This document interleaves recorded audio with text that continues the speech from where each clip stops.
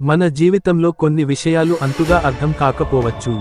కానీ ఒకరోజు ఒక్కసారిగా లక్షల మంది కనిపించకుండా పోతే వాళ్ళు ఎక్కడికి పోయారు అనే ప్రశ్న ప్రపంచాన్ని ఒక్కసారిగా ఆగిపోలా చేస్తుంది. ఇది ఒక భయానక సినిమా కాదు, ఇది బైబిల్లో చెప్పబడిన నిజం. ఇది ర్యాప్చర్. 2 క్షణాల్లో దేవుని ప్రజలు కనిపించకుండా పోతారు. ర్యాప్చర్ అనే పదం బైబిల్లో నేరుగా లేకపోయినా దీని అర్థం బైబిల్లో ఉంది. హార్పాజో అనే గ్రీకు పదం అర్థం బలవంతంగా పైకి ఎత్తిపోవడం. 1 థెస్సలోనికయులకు 4:16-17లో స్పష్టంగా చెబుతుంది. ప్రభువు స్వయంగా దేవుని బురా శబ్దంతో స్వర్గం నుండి దిగివస్తాడు. క్రీస్తునందు మరణించిన వారు మొదట లేచిపోతారు.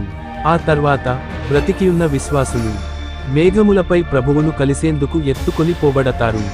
ఇదే ర్యాప్చర్. ఈ సంఘటన అతి అకస్మాత్తుగా జరుగుతుంది. ఒక్కసారిగా మామూలు జీవితం మధ్యలో ఒకవైపు కార్లు నడుస్తున్నాయి, ఇంకోవైపు వాళ్ళు షాపింగ్ చేస్తున్నారు. ఆ సమయంలో క్రీస్తునందు నమ్మకం ఉన్నవారు మాయమవుతారు. వాళ్ళు క్రీస్తు కలిసేందుకు మేఘాల వైపు ఎత్తబడతారు. ఇది ఓ మహత్తరమైన సంఘటన, కానీ భూమిపై మాత్రం అల్లకల్లోలం మొదలవుతుంది. ర్యాప్చర్ తరువాత జరిగే సంఘటనలు ఇంకా భయానకమైనవే.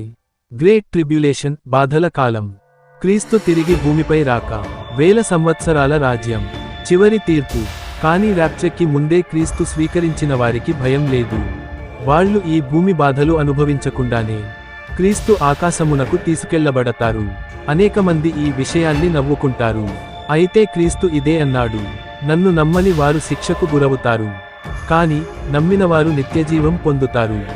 స్నేహితులారా, ఈ ప్రపంచం ఏ రీతిగా మారుతుందో మనకి తెలియదు, కానీ మన ప్రాణం ఎప్పుడో వెళ్ళిపోతుందన్న విషయానికి మాత్రం అచంచలమైన నిజం. ఆ రోజు వస్తే మనం ఎక్కడ ఉంటాం? మీరు ర్యాప్చర్ లో ఉంటారా, లేక మిగిలిపోయారా? సబ్స్క్రైబ్ చేయండి. ఇలా మరిన్ని బైబిల్ నిజాలను తెలుసుకోవాలంటే మీరు సిద్ధంగా ఉన్నారా?